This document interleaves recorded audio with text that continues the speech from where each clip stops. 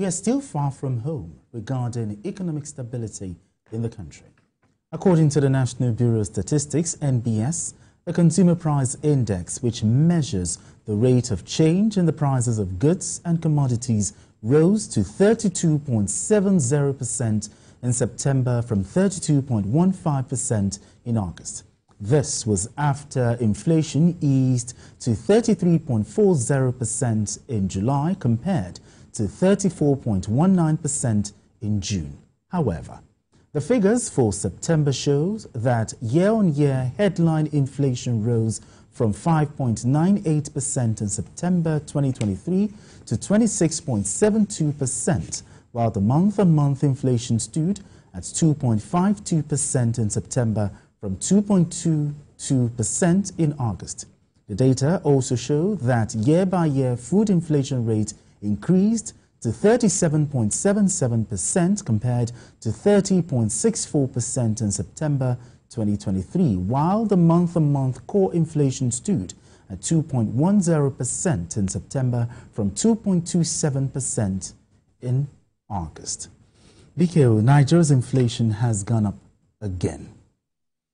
What do you make of the current inflation, rising, going back and forth?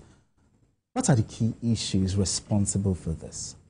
Oh, the NBS is far more credible than the Nigerians give it credit for.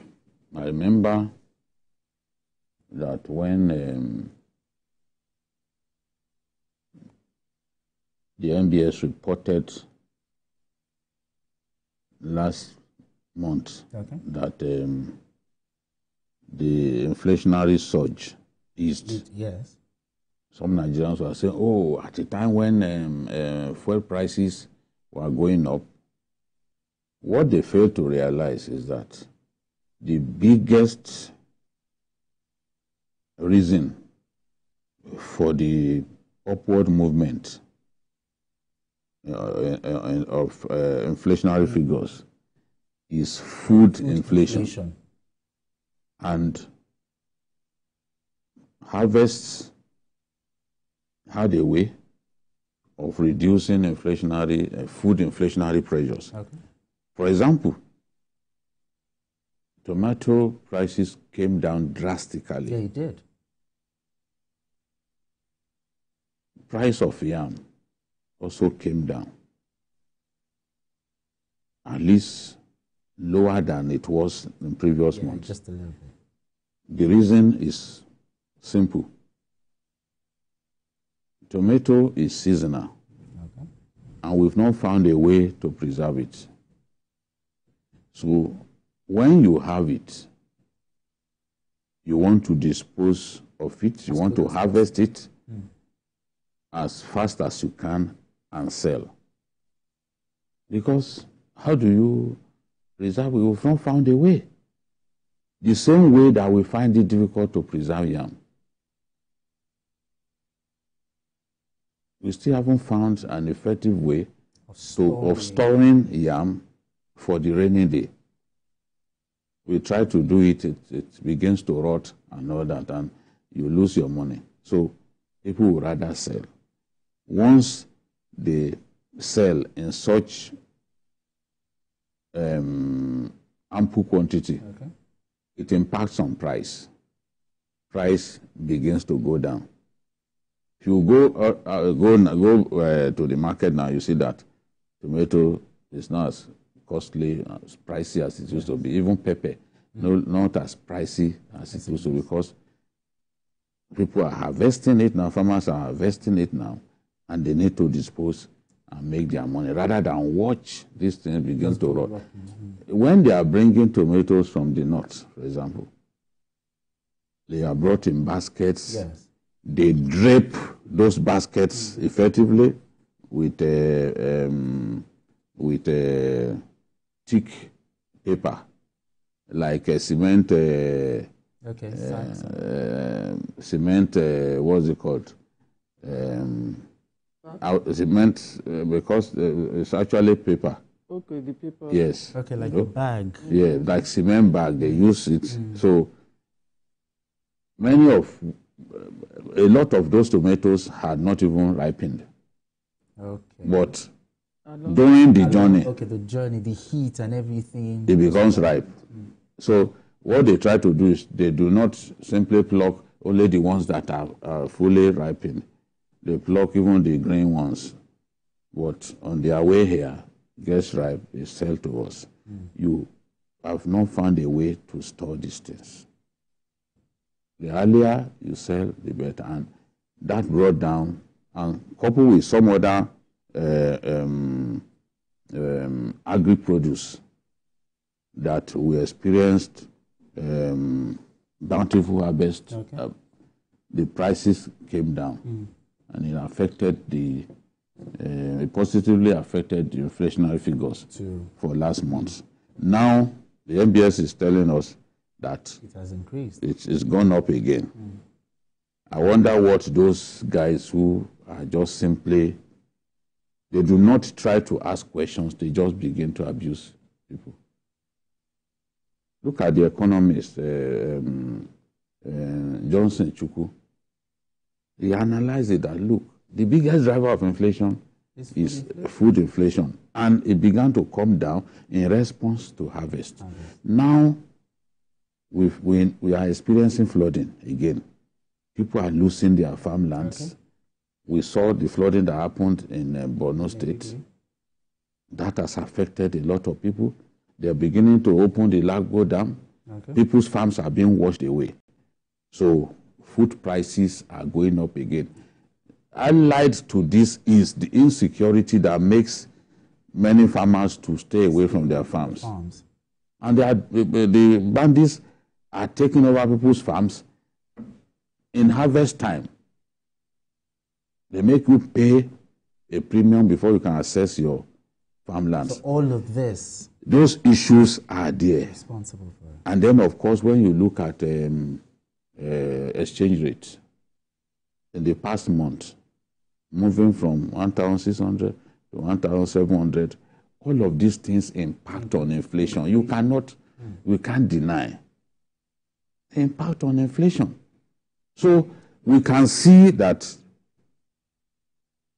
until we address, and then, of course, fuel prices again. Energy, the moment prices went up, you expect that it will affect the inflationary trend in a negative way. That is what we are seeing. So it's understandable. What we want to see is for government to address those things enabling these inflationary pressures.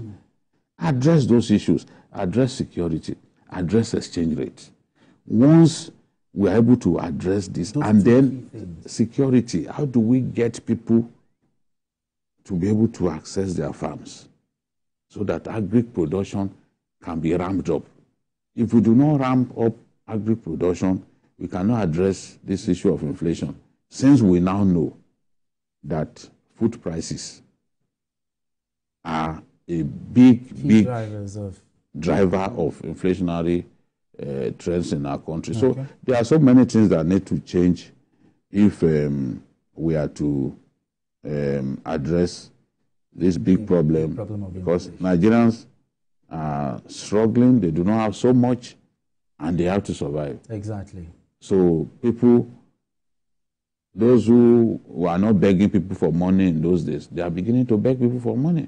It is a sign. They are brushing aside their honor and asking people for help because the cost of feeding the family now is a lot higher than it used to be. And our women have had to be more creative. Otherwise, social problems will continue to crop up within families. The divorces will be more rampant. Exactly. It has miscellaneous because pressures. These people have to deal with these pressures. A lot of us have no time to go to the market. But your woman comes back home and says, look, it's not easy out there. These things are expensive. Your blood boils. But you need to go there and see things for yourself. It is that sad. Let me see. In my economics class, the textbook way of combating inflation is to increase interest rate. That's according to what my economics books told me. But what should the central government be doing? BKO has identified the key issues here. Well, now, what should the central government be doing to make sure that this inflation gets to at least maybe 21%? Yeah, to address your economics teacher or whatever you learned in economics, when you increase interest rates, inflation is supposed to go down. But your economics teacher will also tell you that when you increase interest rates, production goes down. It goes down. Yeah. So when production also goes down, that also in a way reduces the purchasing power of the consumers, and also it could lead to closure of businesses and all the rest. So I think it's basically a mix. It's not really a straightforward thing or very easy thing to completely curb inflation.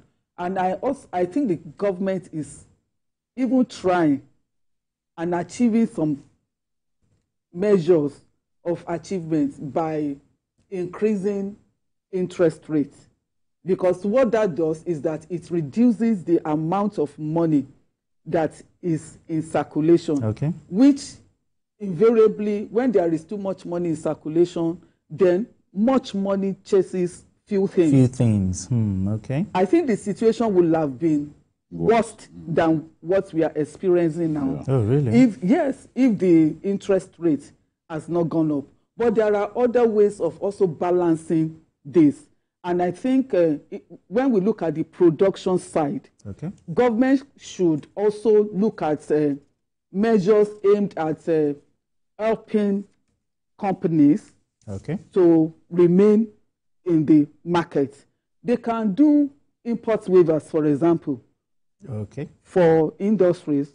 And when you do that, at least the cost of production, you are reducing the burden, the cost of production for those people, and they will be able to bring in goods and the rest, and they can make a better profit from their activities. Because as it is now, it is not too encouraging for producers to go into business, because even at the end of the day, what they get becomes very little. Remember that they also will get their loans at a higher price. Yes. Now, because the interest rate has gone up. So we should be looking at import waivers for industrialists, for producers, and the rest of that. And also, there are things that we can still work around when it comes to logistics, supply chain in our Greek produce. There are things that we can put in place to ensure that we preserve some of our products and that post-harvest losses. Yes, to reduce post-harvest losses. And also construction of infrastructures, also roads and the rest that can aid in the transportation of goods. Yes, all of these things, when you put them, if we work on them holistically, then we can be getting real results. And the results may not be sudden, but you know, gradually it will be working. Because right now, even the purchasing power of the people is very low, very, very low. Disposable income. And so it's really, the outlook out there is very distressing. But I also think that in the midst of the distress, if we look at all of these factors that we have talked about here, we can still get something better. All right, then. Thank you very much.